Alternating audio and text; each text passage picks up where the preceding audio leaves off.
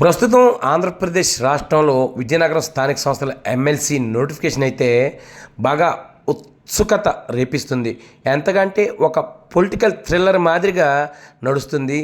ఒకవైపు హైకోర్టులో ఇందుకూరి రఘురాజు నాటి ఎమ్మెల్సీ తన ఎమ్మెల్సీని అకారణంగా రద్దు చేశారని రాష్ట్ర సర్వోన్నత న్యాయస్థానాన్ని ఆశ్రయిస్తే హైకోర్టు ఆయనకు అనుకూలంగా మీరు ఎమ్మెల్సీగా రఘురాజుపై వేటు వేసినది సరైనది కాదు అంటూ ఆ శాసన మండలి వేసిన రద్దునైతే తిరస్కరించింది. ఆయన్నే ఎమ్మెల్సీగా కొనసాగించాలని ఆదేశించింది.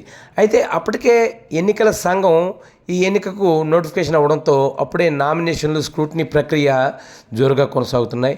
అయితే ఈ సమయంలో రాష్ట్రం అంతా యావత్తు ఆసక్తిగా ఎదురుచూస్తుంది.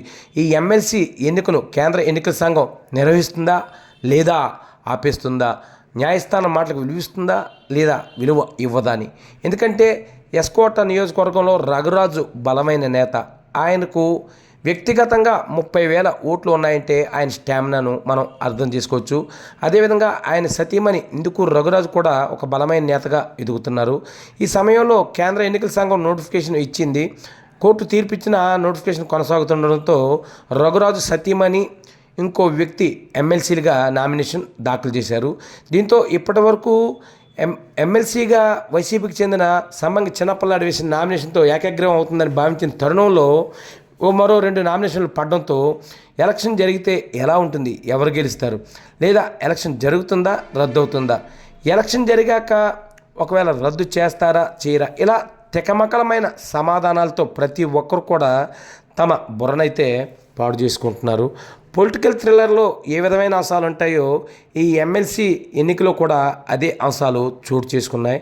ఎందుకంటే ఈ రఘురాజు భార్య టీడీపీలో చేరారని ఒక కారణం చూపుతూ అప్పటి శాసనమండలి చైర్మన్ ఇతని ఎమ్మెల్సీని రద్దు చేశారు.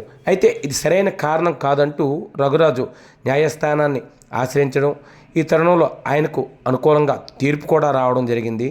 అయితే ప్రస్తుతం కోర్టు తీర్పు కాపీల కోసం ఎదురు చూస్తున్నట్టు తెలుస్తుంది. అవి వస్తే ఎన్నికల సంఘానికి ఇస్తారని కూడా తెలుస్తుంది.